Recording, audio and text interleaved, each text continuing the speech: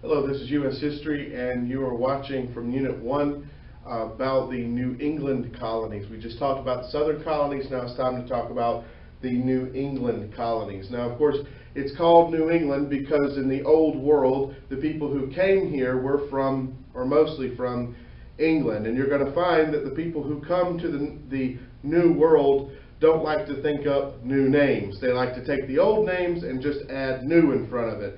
New York, for example, you'll see that that's how things work here in New England. They don't like to come up with new names. But it's our northernmost states today. Maine is on this map here, but Maine was not a colony at any time. It was later added much later during the Missouri Compromise is when Maine becomes a state. But it was part of what was called at that time Massachusetts. So this area up here, mostly settled for religious reasons again, is called New England.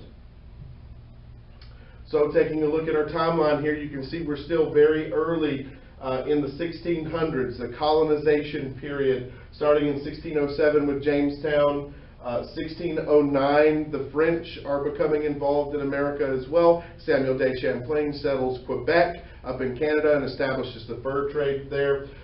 1614, John Rolfe marries Pocahontas and brings tobacco seeds to Jamestown. 1619, the House of Burgesses is elected in Jamestown. House of Burgesses, the first elected legislature in America, first example of self-government in America. 1620 is the Plymouth colony. Is founded by Puritans. They're the ones on the Mayflower. They established the Mayflower Compact, and that's in Plymouth, Massachusetts, which is where we'll begin today.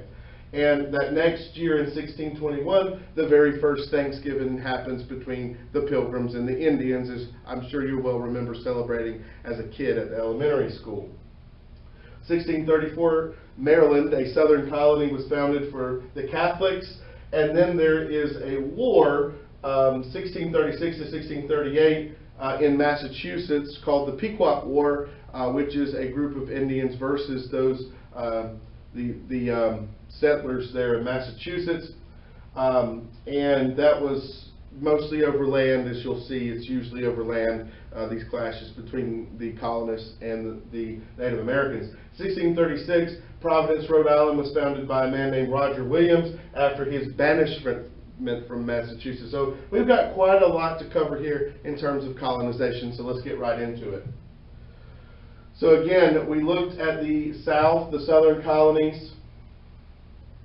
Now we're going to look at the New England colonies today, and then of course with the middle colonies. I'll remind you of this.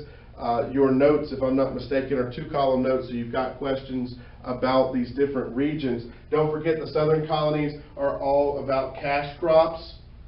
So let me get to where I can write here. It's all about cash crops, so I'm going to put a big green money sign there. Southern colonies about cash crops, mainly tobacco, mainly cotton and things like that. Eventually, the raw materials that are going to be part of the essential to the transatlantic trade. So you're going to want to write that beside southern colonies, as it's all about cash crops. And today we're going to talk about the New England colonies. I'm going to put a cross right here because they're more about religious reasons. That's why they have settled where they settled. And again, the middle colonies are really known for two things. First of all, they're known for, again, their diversity. As we'll talk about in the next lesson, diversity. And diversity simply means there's lots of different types of people there with different types of cultures and everything else. And the other reason is because they're called the bread basket.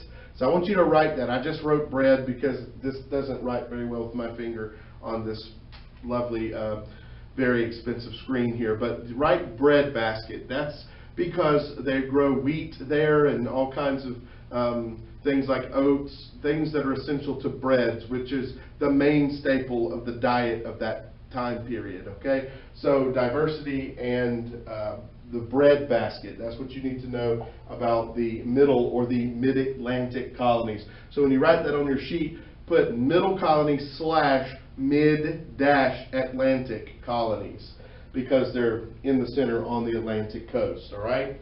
So those are our colonial regions. So looking at our New England colonies, this is mostly what we're looking at, this region up in northern United States on the coast. So let's look at this. The New England colonies, I'm going to get those there so you can fill in the blanks. I hope you can see this. I know it's kind of dark, but it's because I wanted you to be able to see this up here. So the original New England colonies are Massachusetts. That's where the Plymouth colony is founded. Most of what we're going to talk about today occurs in Massachusetts. It was a big colony. It was the first one. So Plymouth Rock, you remember that from being a kid? Plymouth, Massachusetts is that first place that is settled. And then they also have other cities. Boston is going to become very important. And also Salem, Massachusetts, which is the location of the Salem witch trials. All that happens in Massachusetts. Then we've got Rhode Island, founded by a man named Roger Williams, who was kicked out of Massachusetts for being a good guy. Connecticut and New Hampshire. These are all original New England colonies. Now Plymouth in Massachusetts had been established by Puritans in 1620. You'll notice by the name Puritan, you see the word pure in there. They wanted to purify the Church of England, and it wasn't working out for them, so they left England and came here instead. A person who takes a religious journey is called a pilgrim. So these Puritans become the pilgrims. They come to America on the religious journey. They want to make a city upon a hill, a beautiful new society based on Christian values, or their version of Christian values, which happen to be extremely strict. And that's why they come here in 1620. When they get to our shores, they sign something called the Mayflower Compact, which is basically what's going to govern the colony. They sign that before they ever get off the ship, which is of course known as the Mayflower. The Great Migration occurs between 1630 and 1643. In that time, 20,000 Puritans come to the New World. That's a lot of people, and that's why this is called the Great Migration. And they're coming because they've got this new hope, this new colony in Massachusetts. The economy is mostly based on the forest and on the sea. They've got lots of lumber. England is an island, doesn't have that much lumber, so it needs that sort of thing. Also, they're on the coast, so the sea is good for shipping and also fishing and that sort of thing. Many colonists practice what we call subsistence farming. I've talked about that in previous lessons, where they're growing just enough food for yourself and your family and not really to sell. It's like if you have a garden in your backyard, you're just growing enough for you and your family. That's more like subsistence farming rather than consumer farming, where they're growing cash crops like they're doing in the South with tobacco and later cotton. Okay, so we're looking at the Puritan migration, or the Great Migration. You can see a picture of how they dress, very modestly, not a lot of colors and that sort of thing. Think Amish. So they want to be, the main idea is they really want to be modest, okay? Well, what causes this great Puritan migration, all these folks coming? Well, first of all, they wanted to escape religious intolerance. To be so religiously intolerant themselves, they don't accept people who don't believe what they believe. They weren't accepted in England. So they come for religious freedom to America, even though they don't really extend that privilege to others.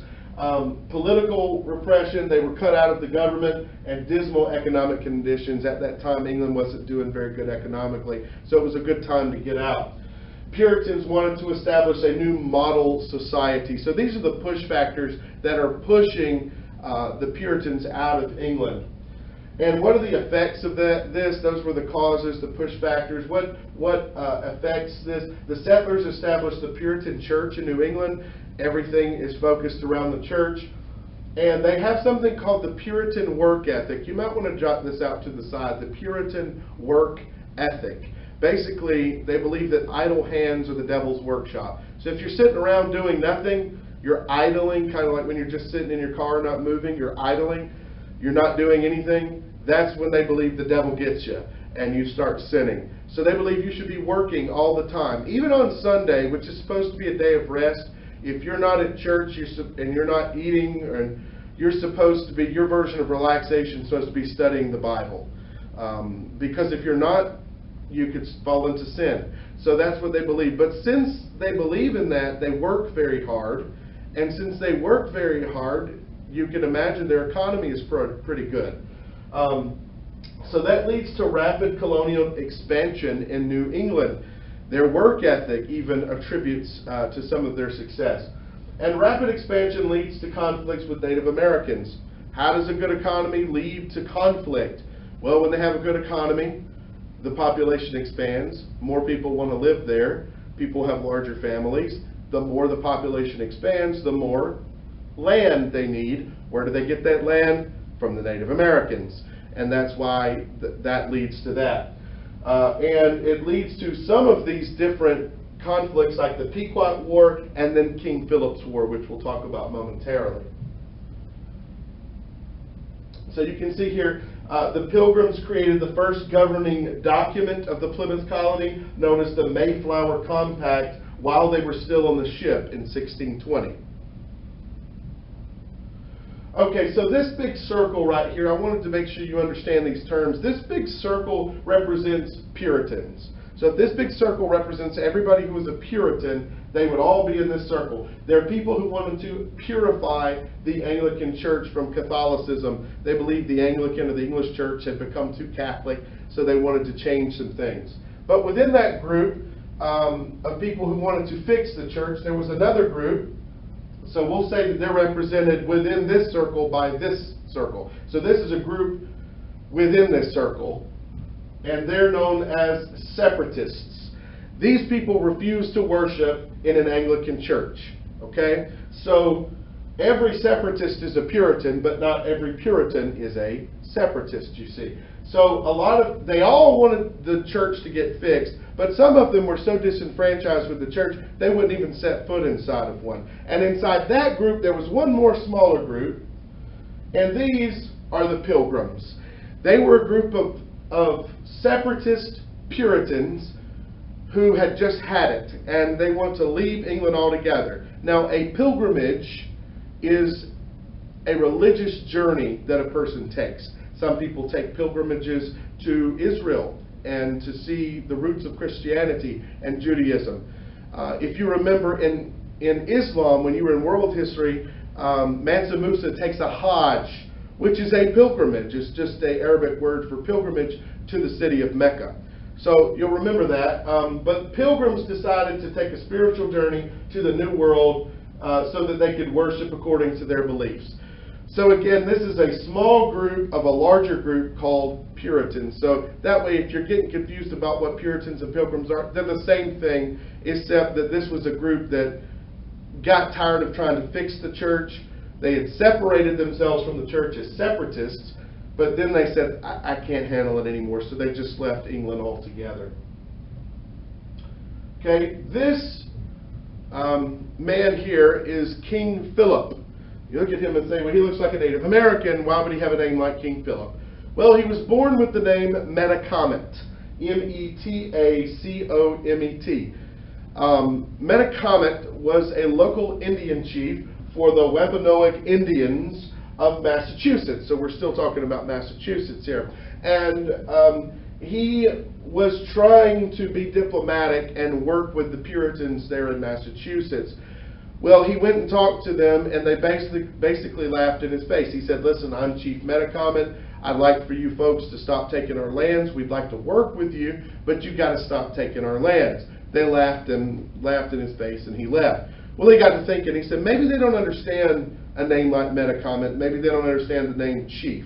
So I'm going to call myself something European sounding. I'm going to call myself Philip. And instead of calling myself Chief, I'm going to call myself King. Since they have a king, they recognize the significance of that. Maybe they'll recognize my authority then. So he goes and he says the same thing to them. I am King Philip, and I'd like you to stop taking our land, and I'd like to work with you to come up with some sort of agreement. They were angry at him, and they arrested him and basically humiliated him. They told him to leave, go back to his people, and tell them to lay down their weapons. Well, by then, he's had enough of trying to be diplomatic, and he says no. He goes back to his people, and then they attack. And there's a war in the middle of this called King Philip's War.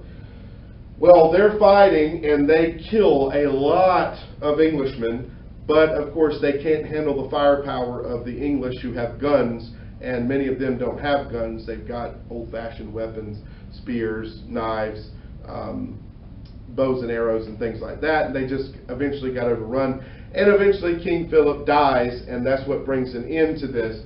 However, they did stand up for themselves and say, you've got to stop taking our lands. And they did put a hurting on the British in this fight on the colonists. They killed quite a few. So breaking it down for you, this is a battle between the colonists and the Indians. And to defend the frontier against these Indians, Massachusetts drafted all men between the ages of 16 and 60. So all of those men had to serve between 16 and 60. Remember, the population wasn't as large as it is now, so every man counted.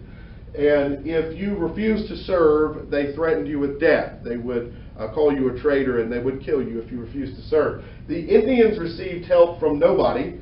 The French wouldn't help them, nor another nearby Indian tribes called the Iroquois. They wouldn't help as well. And Philip gets killed in 1676, and that, like I said, brings an end to the war. But they did some damage. The Indians burned down 13 frontier villages, completely destroyed them, and killed 500 men. Now you got to understand, that's about 1/10 of the Massachusetts male population at that time. So that means if you knew 10 guys, at least one of them got killed. Okay? If you knew 100 guys, at least 10 got killed. So that's a whole lot of people in that small population to die in this one particular war. And that was killed or captured, by the way. So let's talk about Roger Williams and how he established Rhode Island. I like to tell you to say the triple R's. Roger Williams founded Rhode Island for religious reasons, which that's kind of like 4 R's. But anyhow, why did he do it? Well, he was an English theologian or a preacher, and he lived in Massachusetts, and they didn't really like his beliefs. He wanted a separation of church and state.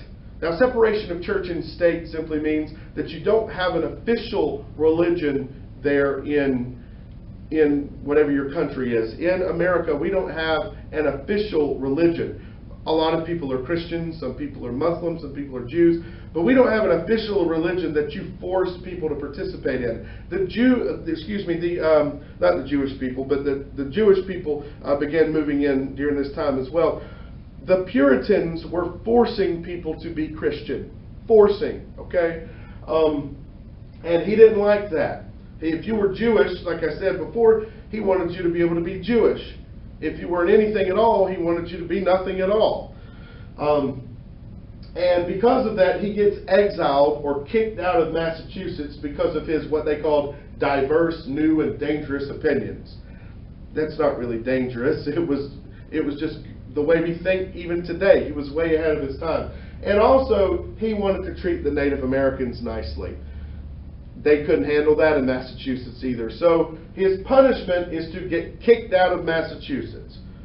So he leaves Massachusetts and he starts his own colony, Rhode Island.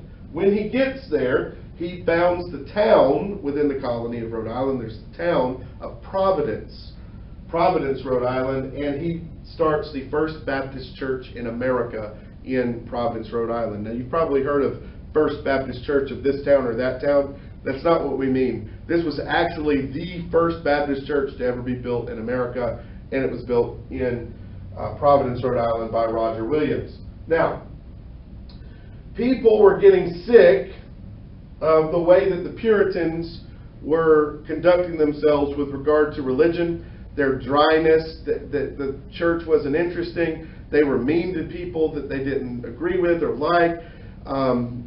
You went to church and the women sat on one side and the men sat on the other side, and it just wasn't very interesting at all. So a lot of people began to fall away from religion and they stopped going to church.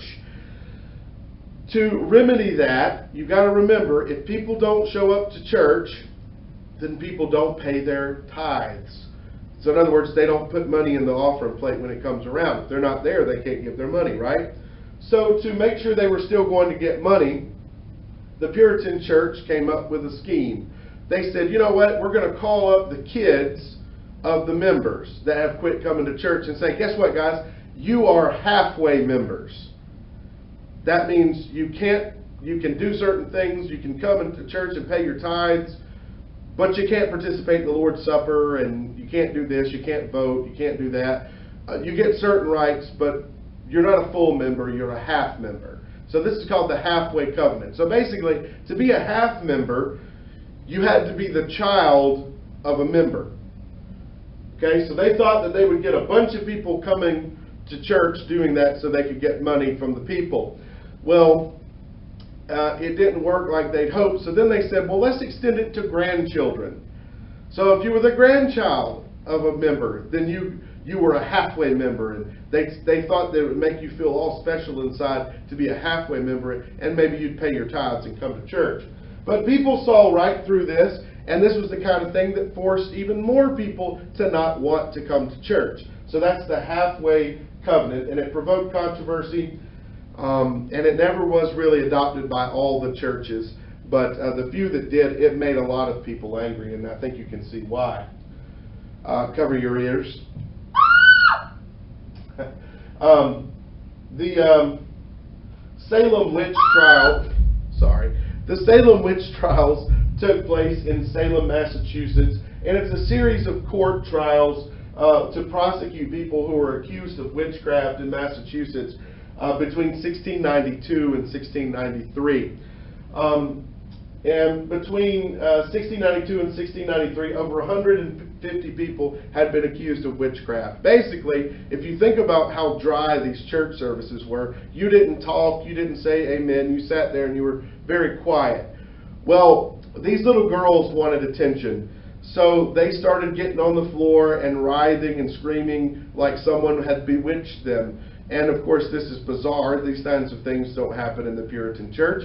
So the preacher said, "Who's doing this to you?" And they would just point to someone, some old lady who kind of kept to herself. Maybe she was a widow, maybe she didn't get out much, but they'd say that she did it. Or maybe they'd say some older lady who never came to church. They said, "It's this woman, she's the one who did it." So these young girls are trying to get attention, and they stir all of the people up, and if you stood up against it and said, "Oh, I think this is wrong," then they would accuse you of being a witch, and you could wind up in trouble as well, because all they had to do was accuse somebody. So in that time period, 150 people were arrested or imprisoned, and even more were accused, but they didn't have anything brought in front of them. But the two courts convicted 29 people of the felony of witchcraft. 19 were hanged and killed for it, 14 women and 5 men. This is the sort of thing that is going to lead people to be disenfranchised with the church and fall away from the church. So there's a long period of time where people are falling away from the church, and it's also going to lead up to the charter for Massachusetts being yanked by the king very shortly. And that's what we're talking about on this slide, is the loss of the Massachusetts charter. Now remember, a charter is official permission from the king for you to rule on his behalf. Now if he ever gets tired of the way you're doing things, he can take your charter and he can appoint his own royal governor, which is exactly what he did in Massachusetts. There were a lot of reasons for him doing that. A lot of bad things had happened in Massachusetts, the Salem witch trials, the halfway covenant, the way they treated the Indians, the way they treated Roger Williams before he left, and some other folks. If you do your reading, you'll see that. But the primary reason was economic.